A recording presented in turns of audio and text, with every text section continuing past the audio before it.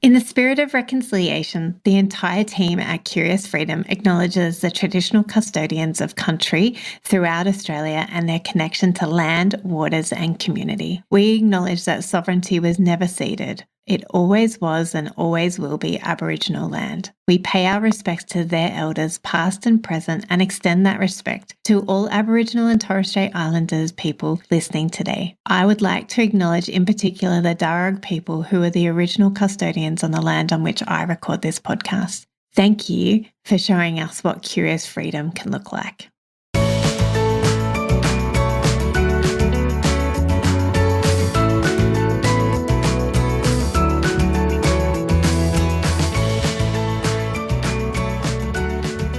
Hi, and welcome to Curious Freedom with Kirsty Farrugia and friends. I am Kirsty Farrugia, and today I have a beautiful new friend on with me. Her name is Jen, and I'm going to let her introduce herself. So welcome, Jen. Well, hello. Thank you so much for having me today. Tell us about yourself. Why are you Absolutely. here? That's a great question. Why are any of us here, really? I am Jennifer Mackey-Mary, and my business is called Everyday Style. And I am on a mission to help real, regular, everyday women love the way they look and make style simple. Yay. So tell us a little bit about yourself and how you came into doing styling.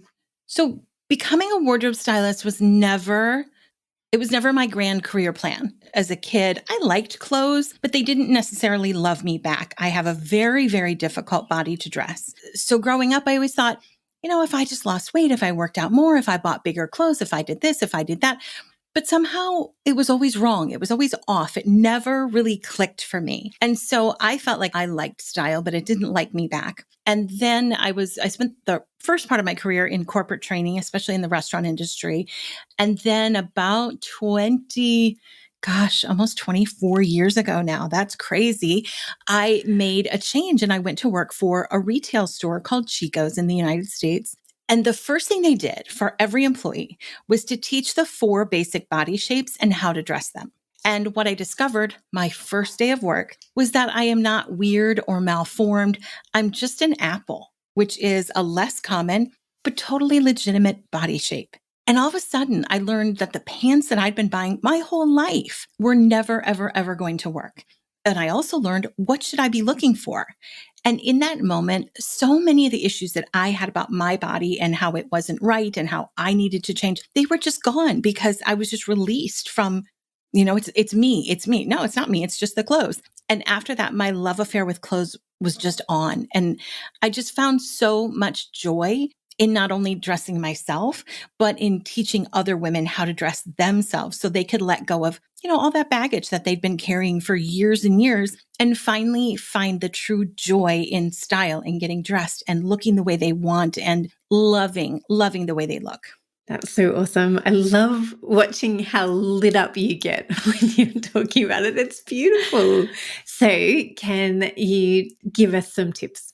Tell us what it is that we need to be looking for when we are out shopping. Oh gosh, that's a broad question.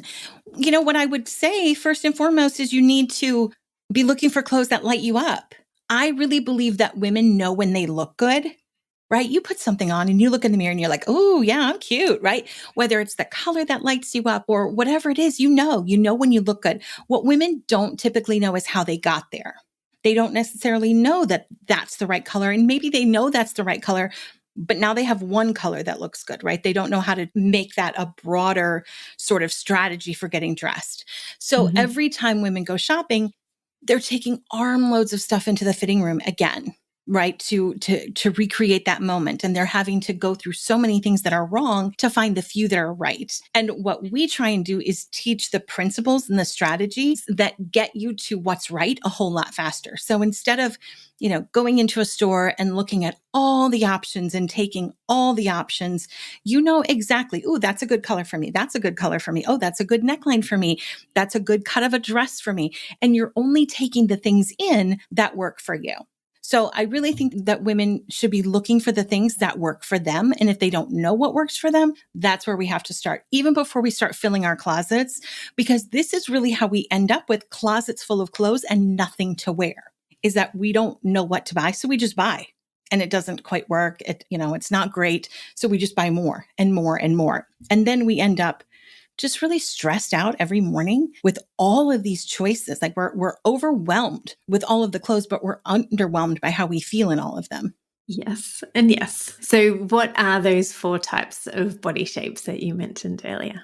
So in my business, I really like to stick to the 4 basic body shapes. There are so many out there. You could really have a different body shape for every woman on the planet because everybody's a little bit different, right? Whether our size is different, our height is different, it all kind of works together. So I like to keep things simple and just focus on kind of the big 4, which are apple, pear, hourglass, and rectangle. And an easier description is apple is bigger on top, smaller on the bottom. A pear is the opposite. It's bigger on the bottom, smaller on top. An hourglass is sort of the same on top and bottom. Your hips and your shoulders are equal and you have a well-defined waist. And a rectangle is equal on top and bottom, but without the well-defined waist. Mm-hmm. So you have a 3-step process that you use with your clients. Do you want to share that with the curious ones? Absolutely. So my 3-step process that I used to use for clients was actually for editing their wardrobes, for cleaning out their closets, which is really a good thing to do before you add another piece to your wardrobe. First of all, you need to figure out how you want to look and what looks best on you. The second thing you need to do is clean out your closet, and then you need to start shopping again. But we always start with shopping first without the other 2 things, and it's not a winning strategy. But the 3-step process that I used to use with my clients for editing their wardrobes, step 1 is what I like to call just low-hanging fruit. It's the easy stuff. These are things that do not require trying on or difficult decisions, right? We all have these things in our closets. Like, you know it needs to go. You know you don't like how you feel in it. You know you don't want to wear it. You know that you're not going to want to wear it someday. You don't even need to try that thing on. Just let it go. Get rid of it. And then the step 2 is where you literally try on every single piece you own. And it's funny that we're recording this today. I'm in the middle of a 2-week challenge, a closet edit challenge with my membership. And we are in the part where they have to try on everything. And they say, well, I know it fits. I don't need to try it on. If you like it enough to keep it, you need to try it on. We're going to look for things like fit, flattery, condition. How versatile is it in your wardrobe? And that's when we really make the big decisions. And then step 3 in the closet editing process happens over time. People ask me, how often do I have to edit my wardrobe? Well, really never. If you do 1 and 2 really well, step 1 and 2 really well. Step 3 is just kind of that ongoing pruning of your wardrobe. You're flipping through your closet in the morning and you're like, I just don't like this anymore. Okay, pull it out. Or you put something on and you think, I used to like how this looks, but now I just feel drab in it. Let it go. So if you're constantly keeping up with it, you don't have to do that big step 2 over and over again. Love it.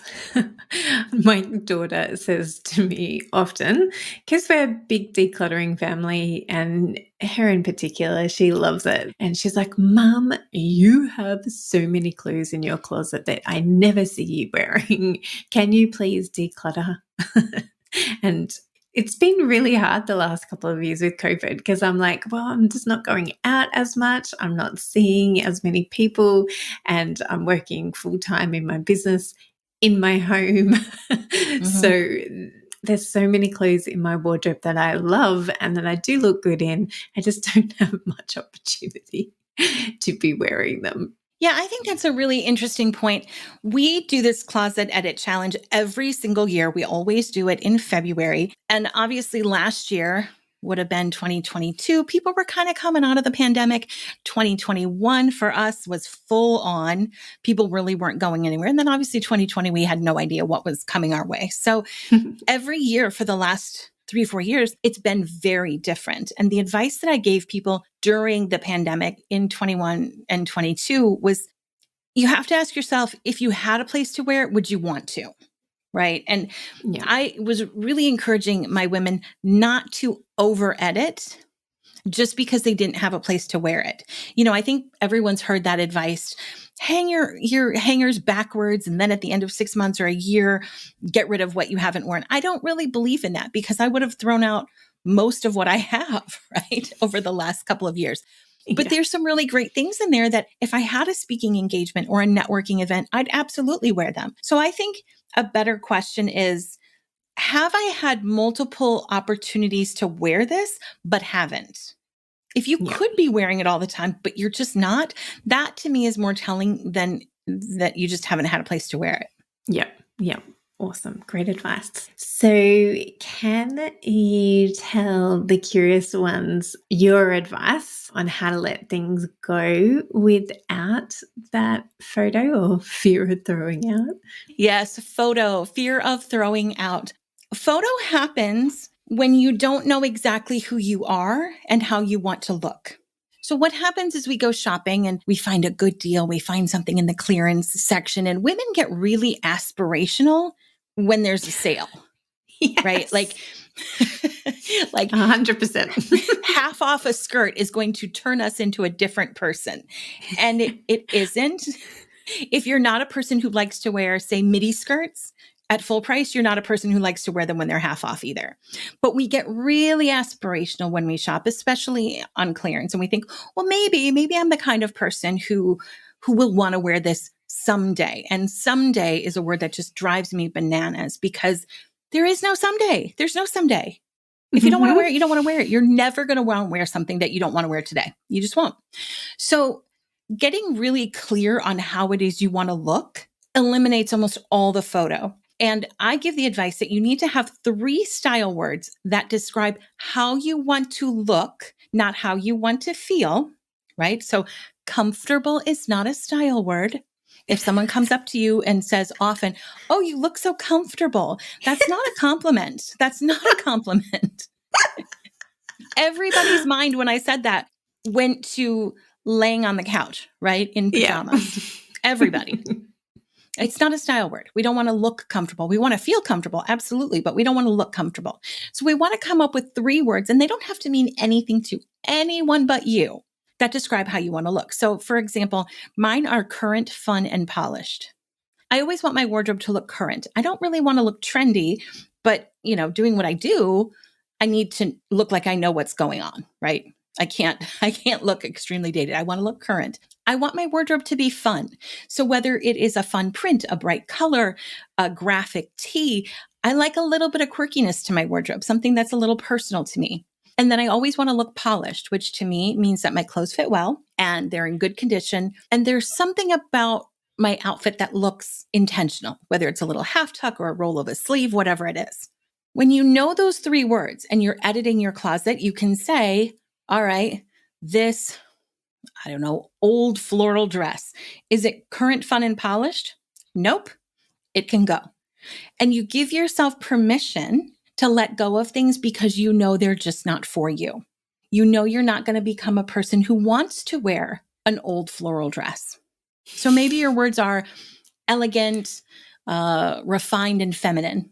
If there is something that is oversized and baggy and sort of, a really relaxed fit and a boxy shape and a more masculine fabric, you can let that thing go because you'll never want to wear that. It's not going to make you feel like the best version of yourself. So picking those 3 words that describe how you want to look eliminates almost all the photo. My goodness. Now I'm like, buzzing with what words would I use to describe how I want to look? And I think fun is definitely my word too. It's a good one. But again, fun to you might mean something completely different than fun to me. As long as you can identify it, that's all that matters. Yep. That's awesome. Okay, so in your opinion, what is the number 1 mistake that women make when clearing out their wardrobes? I really think it's holding on to things for someday. And to speak to that a little bit more broadly, I think that women get really wrapped up in guilt and emotion when it comes to clothes. And we have a lot of guilt about the money that we spent on it, or we have a lot of guilt that we used to be able to wear it and now we can't.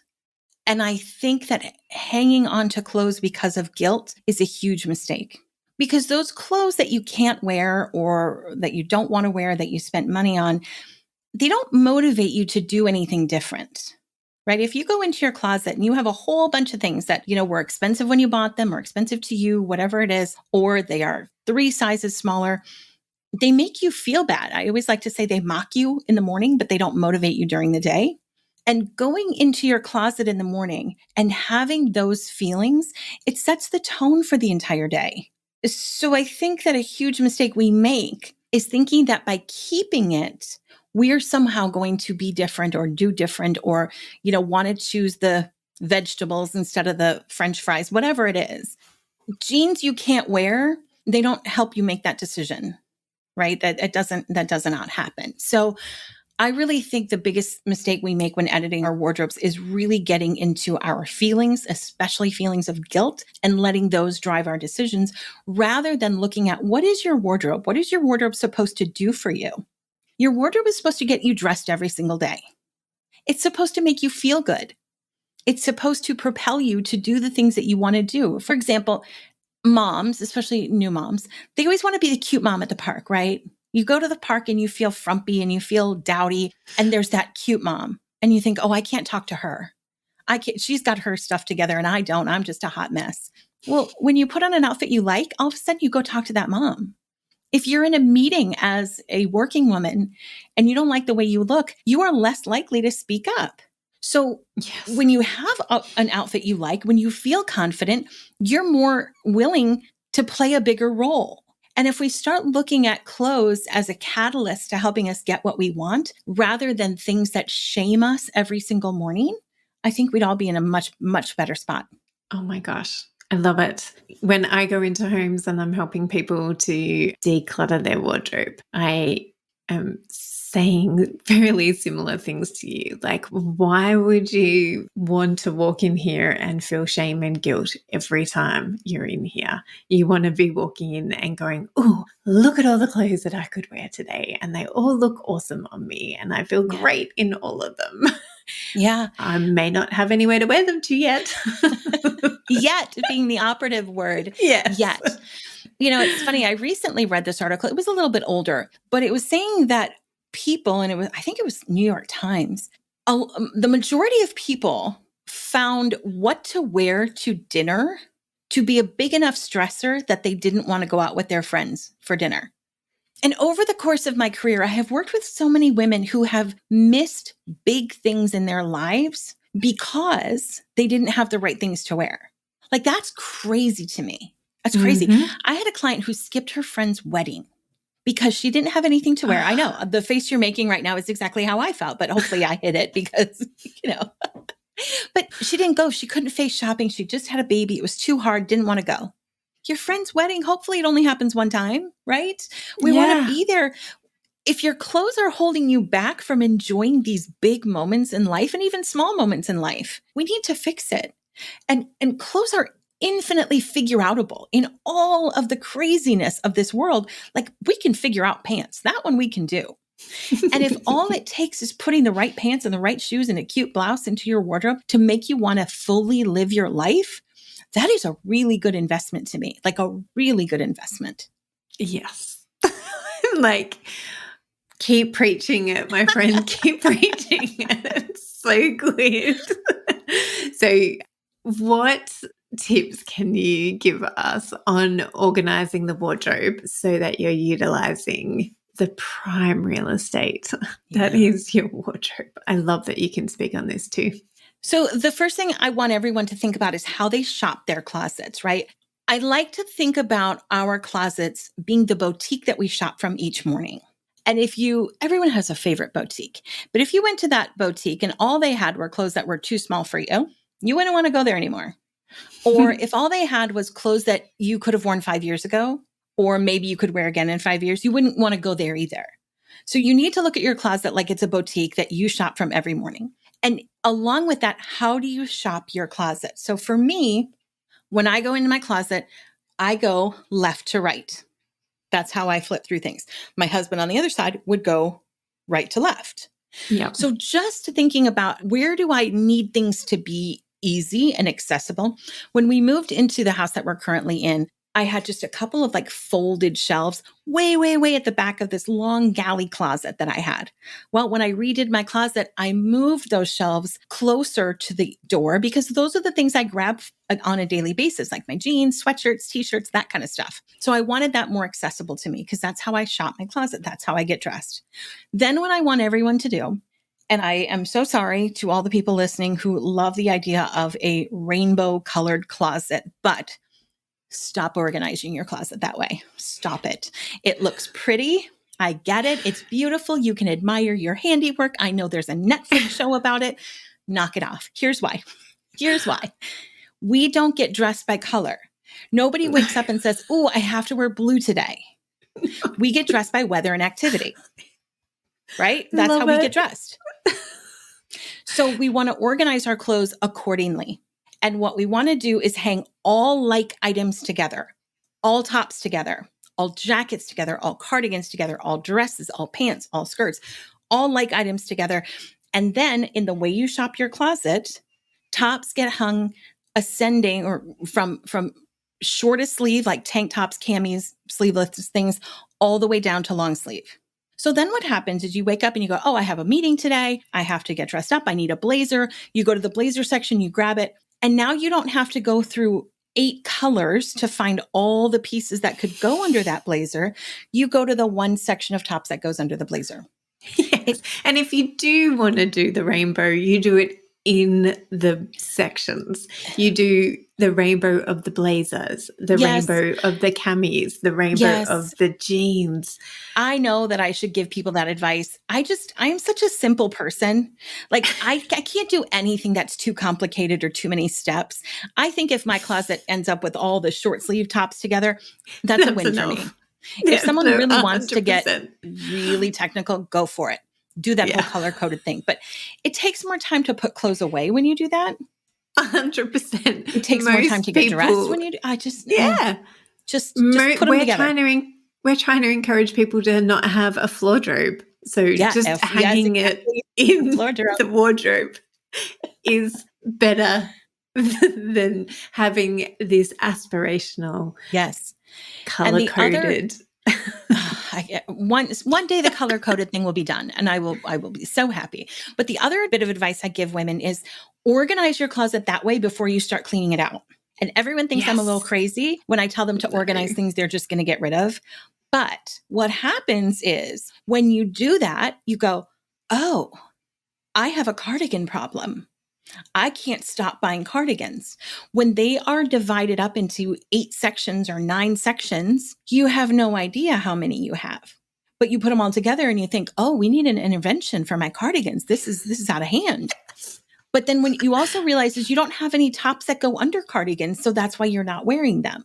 So I have everyone, and that was really our 3rd or 4th day of the challenge. We do a lot of stuff before we even touch our clothes in our challenge, but we had them do that. And the biggest epiphanies came from this one day. They didn't even put anything on their bodies. They just thought, "Oh, I don't actually have any pants.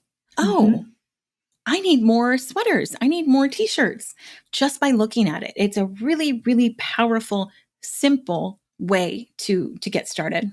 And that's what I love doing wardrobes, because it's such an illuminating thing for people to go, "Oh my goodness, I have 27 pairs of leggings." Yes. And you're like, you could go a whole month and not wash your leggings, but do you ever go a whole month without washing your clothes? Probably not. So maybe we could edit the 27 leggings down to 7. 7. That's very interesting to me. I always tell women, that day where you feel like you have to do laundry so badly because you have nothing to wear. The day where you think, "Oh, I can't even leave the house today. I have nothing to wear. I have to do laundry." That's the day you need to go edit your closet, because what's left over is all the things you were going to wear someday. You're still sitting there and you don't want to wear them. That is gold. I love that. Yes.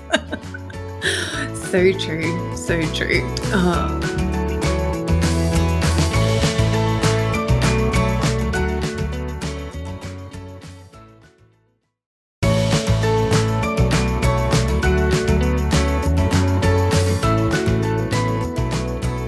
So what advice would you give to women who have gone through significant body changes for whatever reasons? What tips can you give them?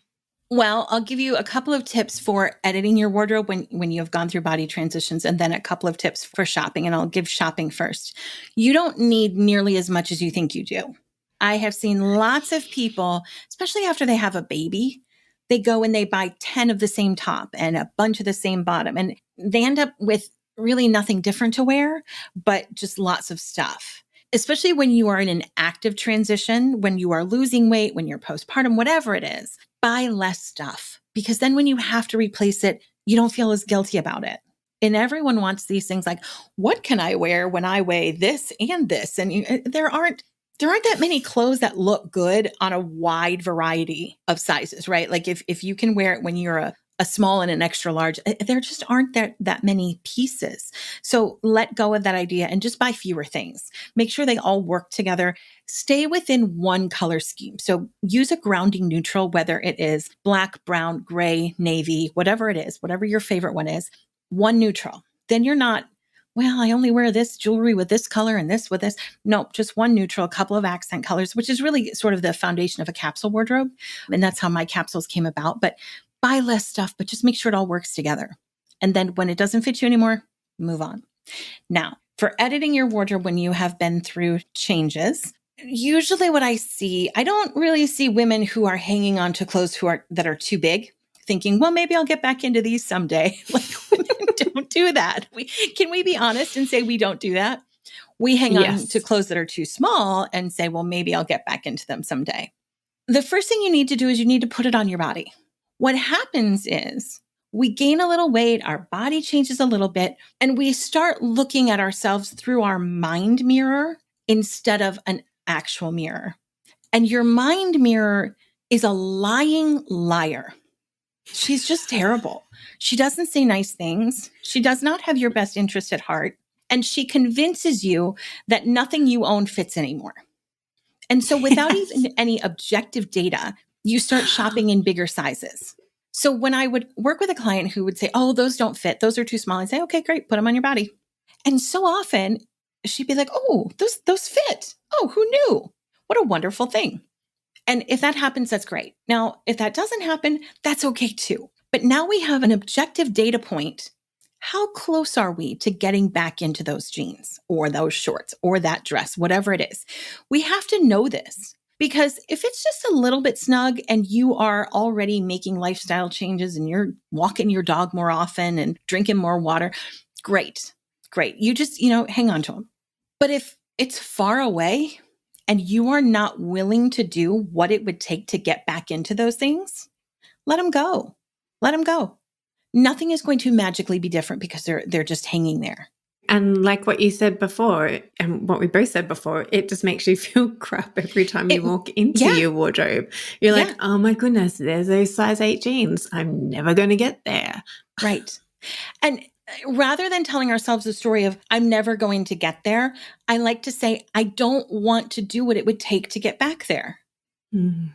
For a lot of women, when you're hanging on to clothes that are 5, 6 sizes smaller than what you're currently wearing, it's going to be some really, really hard work. And if you're not ready to do that or you don't want to do it, that's okay. Target will make more shorts. They will. They will always make more shorts. These are not the last shorts. And I have never met a woman who has lost a significant amount of weight and said, oh, I can't wait to wear all my old things. Never. And the other thing you have to ask yourself is, if you could wear it again, would you want to? If you're hanging on to those clothes from your early 20s and maybe they're the low rise Britney Spears, never going to wear those again after 2 babies and a couple of C-sections, you can let those go. You can let them go. You're hanging on to an idea rather than a piece of clothing. And you can have the idea even without keeping the jeans. So once you've determined, you want to get back into those things or what are you going to do? Get them out of your closet. Stop looking at them every day. Put them in a box, put them in a bin, put them with the smallest sizes on the very, very bottom, layering up to what you could wear next if you were losing a little weight. So then your clothes that you're wearing now get a little bit big. You go to the bin, everything you need is right on top. And you're not digging through it. You're not trying on clothes. And then a couple of years later, you realize I never went back to that bin because when I could wear those things, I didn't want to, and I wanted new things. So you can just chuck the bin, frankly. But if you want to do the bin, go for it. Which is funny because we call our garbage a bin. Bins. So, well, there you go. That works too. yeah. But that's what I say to my clients all the time. I'm all like, you can go out and celebrate the effort that you've put in to get to whatever it is that you're trying to get to.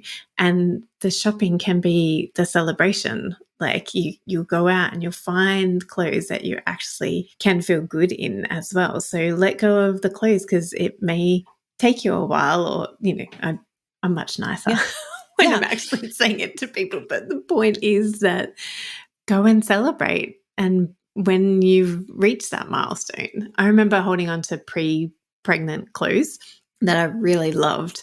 And then I eventually made the effort to get there and I put them on. I'm like, I don't even like these anymore. They're not current style. And so, wow. The only unless thing they're I want classic clothes. Sorry. Like, what do you say about classic styles? Oh, classic. Classic is another hot button word for me. It's kind of like casual and comfortable. There are classic silhouettes and classic outfit formulas. There are very few classic pieces. So let's think about suits, right? And I know that I'm talking to an entirely different country and continent, so I hope that these references hold up, but let's try. Every woman I've worked with who wanted to hang on to old business suits said, well, it's a suit, it's a classic. And I say, okay, do you remember the movie Working Girl from the 80s? And even if you don't know the movie Working Girl, let me just describe it to you. The shoulder pads were enormous. The lapels were huge. The jackets were boxy. The skirts were boxy. And then they go, yeah, okay. And I say, okay, now let's talk about Ally McBeal in the 90s. Now, if you're not familiar with that one, the skirts were so short, you better not drop anything, right? They were so short. The jackets all had these tiny little buttons, like many, many, many, many, many buttons. The lapels were sort of skinny. The jackets were long over that micro mini skirt. They're both suits, right? But the pieces themselves date. And a lot of women hang on to things like, oh, these are just black pants. They're just black pants. But they were from, a corporate lifestyle 20 years ago. And we pull them out and the material is heavy and the waist is weird. The leg shape doesn't hold up. Everything dates. There are some things that date quicker than others, right? Like your white shirt, your jeans, those are going to date more slowly than other pieces. But if you pulled out just a plain white shirt from 20 years ago, it would look different. It would look dated. And those things change so slowly over time that we don't really recognize it, but nothing is current forever. Great. This is so good because you're giving me all these tools to be able to encourage clients to let go of 20-year-old clothes. Have them go to a store or have them look at what a current white shirt looks like or a current blazer or a current pair of jeans. And even the fabrics, the technology in the fabrics have come such a long way that I don't know if you're a vintage shopper, but sometimes I'll go and I'll try and buy vintage and I'll pick out a dress and I go, oh, this is terrible. This feels bad because the fabrics just never felt, they don't feel like that anymore. So, everything dates, everything. Everything. I love it. Can I share one really, really, really important point, though? I want to go back to something that we were talking about clothes and celebrating when you have put in the hard work. Can we talk about that for a quick sec? Of course. Go for it. I firmly believe in that. I do. Except your wardrobe is a better catalyst for reaching your goals than it is a reward. And let me share what I mean by that. When you're not feeling great about yourself, the natural tendency, the go-to is sort of to put on clothes that you don't love, right? You're just getting through. You're not embracing your body right now, embracing your style. You may not feel like you are worth buying the good jeans. And you say, well, when I lose the weight, when I get to this size, when I do this, whatever, then I will buy the good jeans. And we treat clothing like it is a reward. And I don't think loving the way you look should be a reward. I think whatever size you are, whatever that number is in the back of the pants or on the scale, whatever that is, you deserve the good jeans. Because when you put the good jeans on now, when you put the cute dress on now, you hold yourself differently. You look at yourself differently. You walk differently and you treat yourself differently. When you are frumping around in too big, stretched out, frumpy clothes, you want to sit on the couch more. You don't want to make good choices, right? I mean, you just don't. When you put on pants that fit, no matter what size it is, you treat yourself differently. So I would love women to stop looking at clothes as a reward and start looking at them as the catalyst. When you feel bad about yourself, go buy an amazing outfit because you're worth it. You're worth it. And I guarantee it'll change how you feel about yourself and how you treat yourself. And just because I am a person who loves statistics, statistically, most women will never lose the weight. And trust me, I've tried all my life to be a different size. I won't. It is what it is. But what we tell ourselves when we say, well, I'm going to reward myself with good jeans or a good dress or a, pretty blouse is that we will never have it. I'm going to have it now. I'm going to have it then too. That's fine. I don't mind buying two. I'd love to buy two. That'd be wonderful. But if women walk away with one thing from this podcast, I really want it to be that you deserve to love the way you look today and then too. Oh, I love it. That's so good. Yes, because I was like talking about holding on to stuff that is way too small for you. Yes. Like, don't do that. Don't do that. Don't do that. Buy great clothes that you feel good in, that light you up and that you feel confident in as you're losing the weight and as you're going or as you're putting on weight, whatever. Like whatever. You do you and look good as you're doing you. Yeah, exactly. There is this connection that we have put, and I don't like to blame the media for much, but I'm going to put this one squarely on them. There's a connection between weight and wardrobe that doesn't exist. When you really think about it, there's nothing that says you can't have nice clothes in a bigger size than you would like. That's a lie that we're telling ourselves. It's a lie that the media has told us. And if we just said, you know what, that's not true. I can have good clothes right now. Okay, what would happen? I think good things. Good things. I love it. What a beautiful, beautiful perspective, because I am so encouraged by you. I love it. I'm happy to hear that. Oh, this has been a lovely chat with you, Jennifer. So can you let the curious ones know where they can follow along, join your membership and do the challenge with you at the moment? Or you've got a wonderful podcast. So shout it all out, and I'll put it all in the show notes too for the curious ones. Yeah, so you can go to youreverydaystyle.com, YOUR, everydaystyle.com. From there, you can check out our membership. You can take a free body shape quiz. So we touched so quickly on the 4 basic body shapes, but if you're still like, I have no idea, we have a really simple 4-question quiz right on the homepage you can take. You can find our membership there. In our membership, you get access to all of our style masterclasses, our capsule guides. I know that your audience is mostly in Australia. We offer the opposite season. So currently I am experiencing some crazy winter, but we offer the summer guides to our friends down under as well. So we have that. We also have our quarterly challenges. We've got individual Q&As that we do. Like if you don't know where to start with your style and you just want a total overhaul or just little changes, our membership is sort of a 360 style education that doesn't just teach you what to put on your body or what to buy. It kind of takes a holistic approach. So you can find that on the website. And then my podcast is called The Everyday Style School. It is everything your mom never told you about getting dressed. I love it. And what is good about being in the opposite season to you is that most of our fashion is 6 months behind. Oh, is it really? So, that's interesting. Yeah, whatever you're wearing this winter, we will be wearing when it comes to our winter. So you will just be ahead of the trend if we join. And all of our beautiful American listeners and Northern Hemisphere listeners will be in season. Perfect. We've got something for everybody. We do. Well, thank you so much, Jennifer, for being on the podcast with me today. And yeah, I can't wait to be back with you, curious ones, next week. And in the meantime, go check out everything that Jen has to offer. Thank you. Thank you.